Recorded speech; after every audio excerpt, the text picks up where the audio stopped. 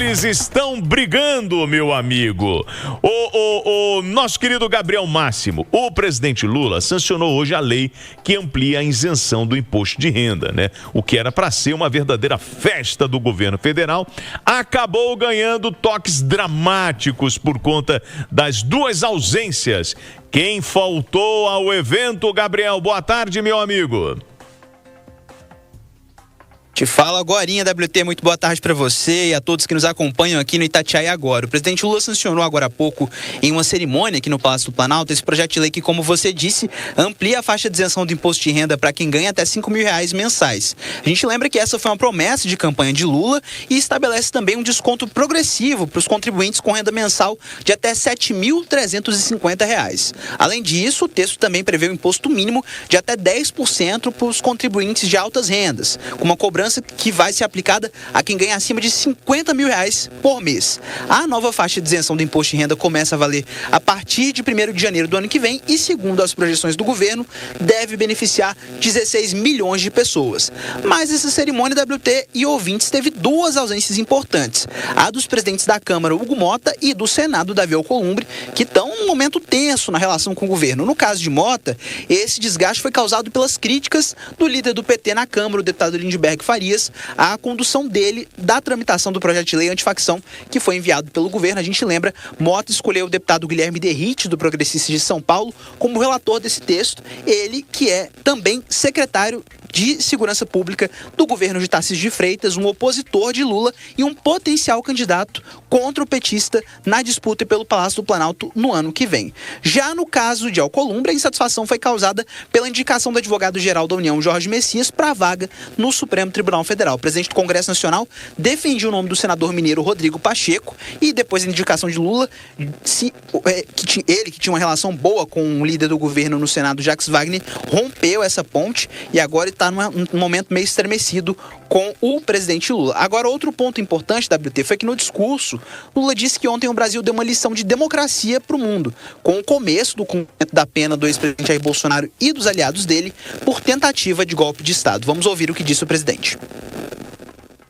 Esse país ontem deu uma lição de democracia ao mundo. Ao mundo.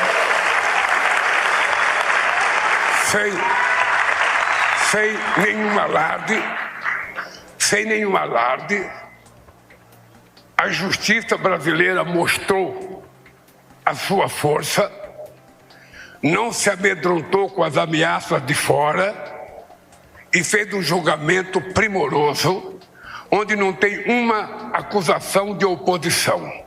É tudo acusação de dentro da quadrilha que tentou dar um golpe nesse país em 2008. E pela primeira vez na história do país, pela primeira vez em 500 anos na história desse país, você tem alguém preso por tentativa de golpe. Você tem um ex-presidente da República e você tem 4 generais de 4 estrelas presos. Numa demonstração de que democracia vale para todos. Democracia não é privilégio de ninguém.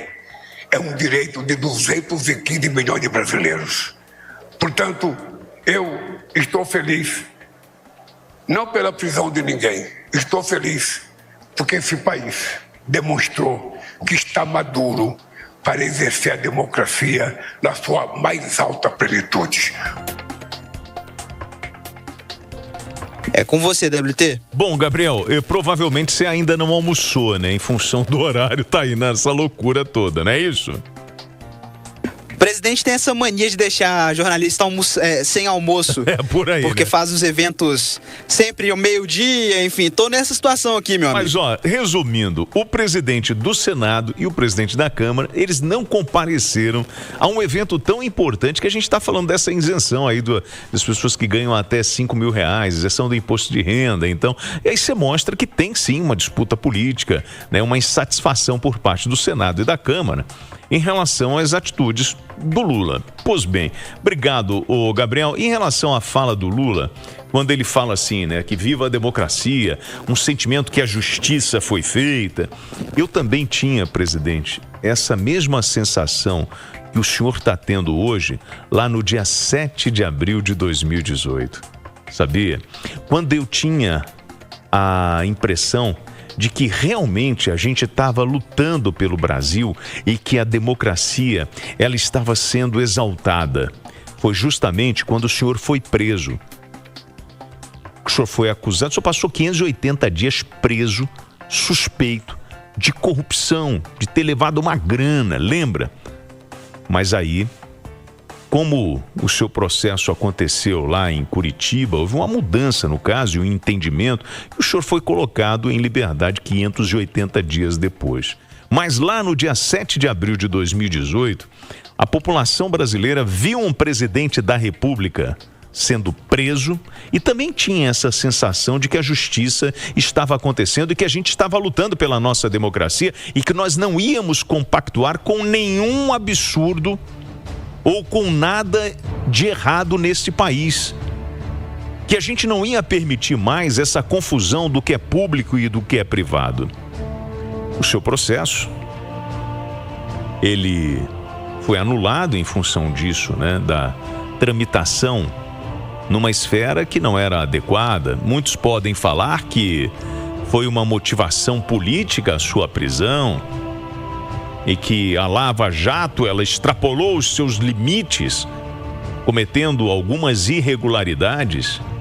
Mas, presidente, a gente não pode esquecer de tudo que foi dito e o que a gente ouviu naquelas delações premiadas.